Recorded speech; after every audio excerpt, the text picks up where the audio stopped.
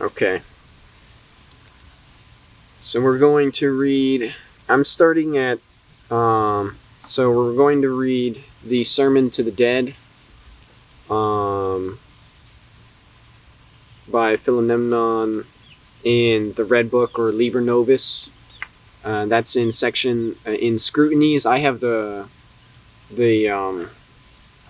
reader's edition, so I'm starting at like 507 in scrutinies, about halfway down the page. I don't know if anyone's really going to read along with me here, but I decided to start up at this point because this is where I think it's relevant. The Sermon to the Dead becomes relevant for us to read without having to read the entire book. I do think that you should read the entire book before jumping to this, but I'm saying this part because I think this is the part that is most important to be made public.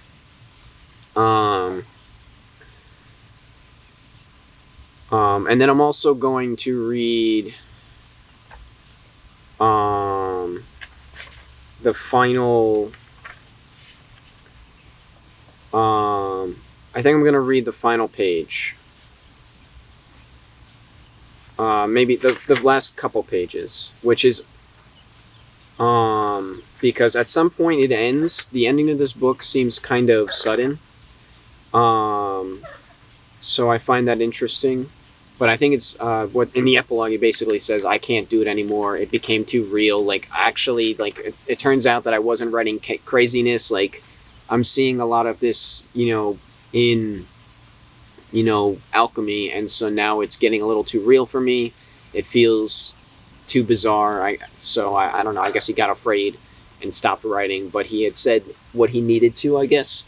And so at that point, he no longer needed to write anymore. So I'm not sure, but I'm going to read the Sermon to the Dead, and then I'm going to read the last couple pages where it ends off at, because I think that that's also relevant as well. All right, so let's begin. With these words, my soul vanished, but I remained anxious and confused for many days, and my soul remained silent and was not to be seen. But one night a dark crowd knocked at my door, and I trembled with fear. Then my soul appeared and said in haste, They are here and will tear open your door, so that the wicked herd can break into my garden? Should I be plundered and thrown out onto the street? You make me into an ape and a child's plaything. When, O my God, shall I be saved from this hell of fools? But I want to hack to pieces your accursed webs, so go to hell, you fools. What do you want with me? But she interrupted me and said, What are you talking about? Let the Dark One speak. I retorted, How can I trust you? You work for yourself, not for me. What good are you, if you can't even protect me from the devil's confusion? Be quiet, she replied, or else you'll disturb the work. And as she spoke these words, behold, Philemon came up to me, dressed in the white robe of a priest, and lay his hand on my shoulder. Then I said to the Dark Ones, So speak, you dead. And immediately they cried in many voices, We have come back from Jerusalem, where we did not find what we sought. We implore you to let us in. You have what we desire, not your blood, but your light. That is it. When Philemon lifted his voice and taught them, saying, And this is the first sermon to the dead. Now here, I begin with nothingness. Nothingness is the same as the fullness. An infinity full is as good as empty. Nothingness is empty and full. You might just as well say anything else about nothingness, for instance, that it is white or black, or that it does not exist, or that it exists. That which is endless and eternal has no qualities, since it has all qualities. We call this nothingness or fullness the pleroma. Therein both thinking and being cease, since the eternal and endless possess no qualities. No one is in it, for he would then be distinct from the pleroma, and would possess qualities that would distinguish him as something distinct from the Pleroma. In the Pleroma there is nothing and everything. It is fruitless to think about the Pleroma, for this would mean self-dissolution. Creation is not in the Pleroma, but in itself. The Pleroma is the beginning and the end of creation. It pervades creation, just as the sunlight pervades the air. Although the Pleroma is altogether pervasive, creation has no share in it, just as a wholly transparent body becomes neither light nor dark through the light pervading it. We are, however, the Pleroma itself, for we are a part of the eternal and the endless, but we have no share therein. And as we are infinitely removed from the Pleroma, not spatially or temporally, but essentially, since we are distinguished from the Pleroma in our essence as creation, which is confined with time and space. Yet because we are parts of the Pleroma is also in us. Even in the smallest point, the Pleroma is endless, eternal, and whole. Since small and great are qualities that are contained in it, it is nothingness that is whole and continuous throughout. Only figuratively, therefore, do I speak of creation as part of the Pleroma, because actually the Pleroma is nowhere divided. Since it is nothingness, we are also the whole Pleroma, because figuratively, the Pleroma is the smallest point in us, merely assumed, not existing, and the boundless firmament above us, about us. But why then do we speak of the Pleroma at all, if it is everything and nothing? I speak it in order to begin somewhere, and also to free you from the delusion that somewhere without or within there is something fixed or in some way certain. Every so-called fixed and certain thing is only relative. That alone is fixed and certain, that is subject to change. Creation, however, is subject to change. Therefore, it alone is fixed and determined because it has qualities. Indeed, it is quality itself. Thus we ask, how did the creation come into being? Creatures came into being, but not creation, since creation is the very quality of the Pleroma. As much as non-creation, eternal death, creation is ever present, and so is death. The Pleroma has everything, differentiation and non-differentiation. Differentiation is creation. It is differentiated. Differentiation is its essence, and therefore it differentiates. Therefore man differentiates, since his essence is differentiation. Therefore he also differentiates the qualities of the Pleroma that do not exist. He differentiates them on account of his own essence. Therefore he must speak of those qualities of the Pleroma that do not exist.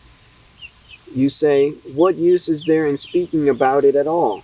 Did you yourself not say that it is not worth thinking about the Pleroma?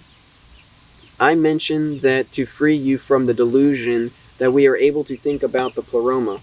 When we distinguish the qualities of the Pleroma, we are speaking from the ground of our own differentiated state and about our own differentiation, but have effectively said nothing about the Pleroma.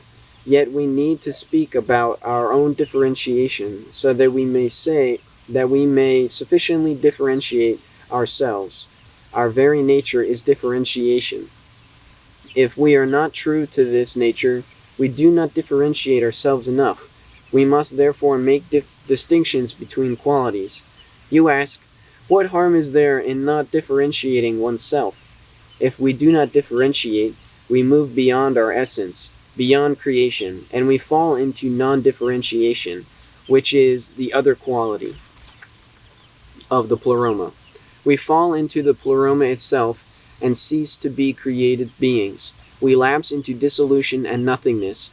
This is the death of the creature. Therefore we die to the same extent that we do not differentiate. Hence the creature's essence strives toward differentiation and struggles against primeval perilous sameness. This is called the principium individualationis. The principle is the essence of the creature. From this, you can see why non-differentiation and non-distinction pose a great danger to the creature. We must, therefore, distinguish the qualities of the pleroma. These qualities are pairs of opposites, such as the effective and the ineffective, the fullness and the emptiness, the living and the dead, the different and the same, light and darkness, hot and cold, force and matter, time and space, good and evil, the beautiful and the ugly, the one and the many, etc. The pairs of opposites are the qualities of the pleroma that do not exist because they cancel themselves out. As we are the pleroma itself, we also have all these qualities in us. Since our nature is grounded in differentiation, we have these qualities in the name and under the sign of differentiation, which means, first, these qualities are differentiated and separate in us. Therefore, we do not cancel each other out, but are effective. Thus we are the victims of the pairs of opposites. The pleroma is rent within us. Second, these qualities belong to the pleroma, and we must possess and live them only in the name and under the sign of differentiation. We must differentiate ourselves from these qualities. They cancel each other out in the pleroma, but not in us. Distinction from them saves us. When we strive for the good or the beautiful, we forget our essence, which is differentiation, and we fall subject to the spell of the qualities of the pleroma, which are the pairs of opposites. We endeavor to attain the good and the beautiful, yet at the same time we also seize the evil and the ugly. Since in the pleroma these are one with the good and the beautiful, if we remain true to our essence, which is differentiation, we differentiate ourselves from the good and the beautiful, and hence from the evil and ugly. And thus we do not fall under the spell of the pleroma, namely into nothingness and dissolution. You object. You say that difference and sameness are also qualities of the pleroma. What is it like if we strive for distinctiveness? Are we, in so doing, not true to our own nature? And must we nonetheless fall into sameness when we strive for distinctiveness? You must not forget that the pleroma has no qualities. We create these through thinking. If therefore you strive for distinctiveness or sameness, or any qualities whatsoever, you pursue thoughts that flow to you out of the pleroma, thoughts namely concerning the non-existing qualities of the pleroma. Insomuch as you run after these thoughts, you fall again into the pleroma and attain distinctiveness and sameness at the same time. Not your thinking, but your essence, is differentiation. Therefore, you must not strive for what you conceive as distinctiveness, but for your own essence. At bottom, therefore, there is only one striving, namely the striving for one's own essence. If you had this striving, you would not need to know anything about the pleroma and its qualities, and yet you would attain the right goal by virtue of your own essence.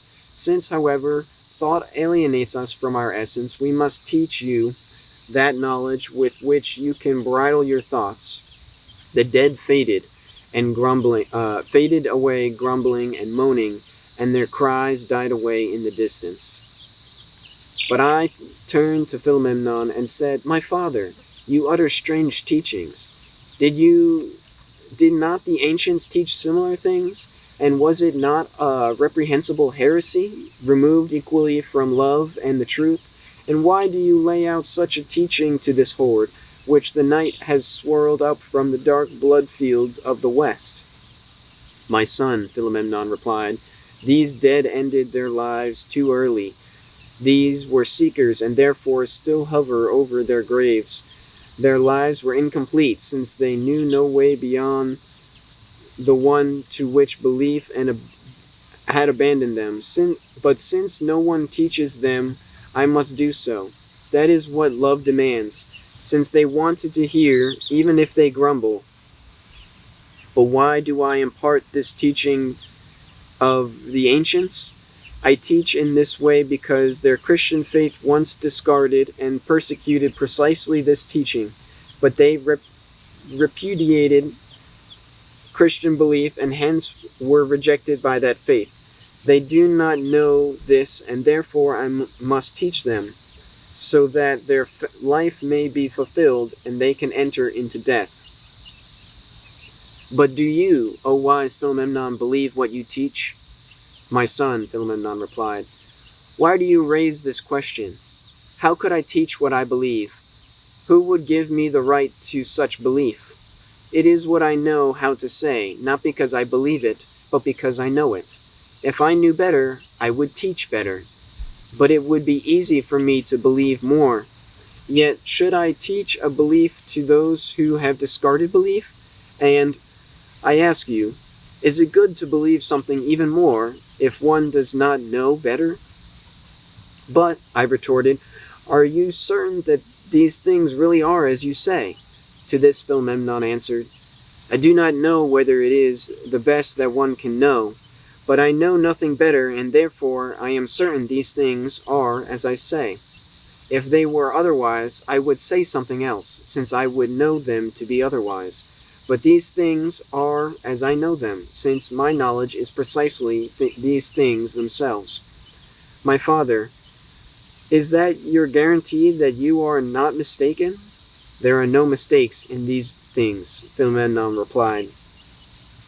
There are only different levels of knowledge. These things are as you know them. Only in your world are things always other than you know them, and therefore there are only mistakes in your world. After these words, Philemon bent down and touched the earth with his hands and disappeared. Alright, I'm going to take a break from reading because that's a lot. And so that's just the first sermon. I'm going to read the rest of them, but I'm going to do it in a second part. I need to move because I'm getting swarmed by bugs here. And they're not biting me hard, but it's just annoying while I'm reading because I think if I don't swat them, they will bite me. So the reason why I find this so impactful and I really wanted to read this section is because in this first sermon alone, so many things that I had come to the same conclusion on were spoken on, right? The whole everything is nothing and something, right? And then there's also, the concept of you have your own path you need to pursue, right? And there's also the concept of becoming, your own God, basically, your own separate being from God, but also still within God, right? This concept, I've said in a talk, the only thing that I am is my idea of myself, pretty much. I'm beyond my body, I'm beyond my mind, I'm beyond my soul, you keep going up in levels, right? I'm this idea of myself, but I'm still a part of, this, as it's referred to, pleroma, right? I'm still a part of this whole, right? This everything and nothing that is existence. And so there's just all of these concepts that I wasn't expecting to be in this book. I wasn't expecting to read here. I had come to this conclusion on my own through, a synthesis of other information. And to find it agreeing with me in so many ways, I just found it very fascinating. And I found it something I wanted to, put out there. I don't know if this is really a good way to do a credibility check on my opinions, but I do think that the fact that I'm not the only person with these thoughts, and I haven't been the only person with these thoughts, and people in ancient times and modern times and throughout history have had similar beliefs and concepts, I think that there's some relevance to that. I think there's a reason why, these things have been known or get rediscovered continually, right? And so I just wanted to speak on that a little bit. And I was saying before, if I did a book review, of this, a short book review, if what I just read seemed like absolute nonsense and seemed difficult to read and it seemed a little chaotic and not really that intriguing to you, don't do not try to read this book right now. So yeah. Anyway, peace out.